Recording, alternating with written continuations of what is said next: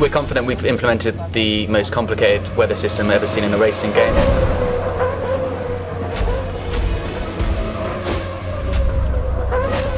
We've got basically three key components that make up the weather system. There's the visual effects, so in the dry it's the iconic heat haze, in the wet it's the visual effects on the camera, on the cars themselves, the rain on the track, the puddles, the surface reflections, the rooster tails, the kick-up spray from the tyres.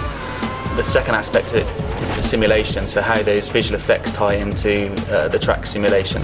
So in the dry, for example, we're going to start off with a green track, so it's basically got no grip levels, and as the sessions evolve, the grip levels build up, so your lap times get faster. Marbles form offline, so if you get off the racing line, it's very, very slippy and treacherous out there, and you can also sort of blister and damage your tyres. On the flip side, in the rain, the marbles actually wash away, and the track surface actually knows how wet it is. So this gives us a very interesting angle from the gameplay point of view.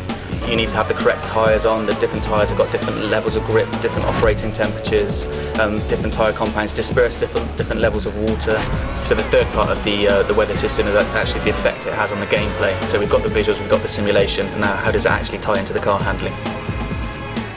And just to add to the weather dynamics, the part I really enjoy playing at the moment is how the track will evolve as each car individually drives on that surface, and from wet to dry it will naturally dry where the cars have driven on, just like real life, and you're left with a completely dry circuit at that point, with puddles in the undulations, in the small undulations and curbs as well, and yeah, very, very accurate.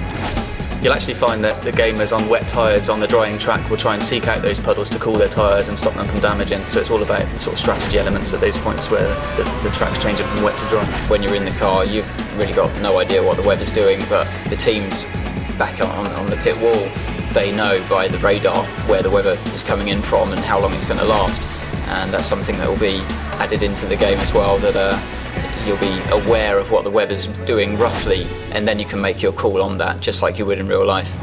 The weather system is set up to be completely dynamic for career. It changes over time.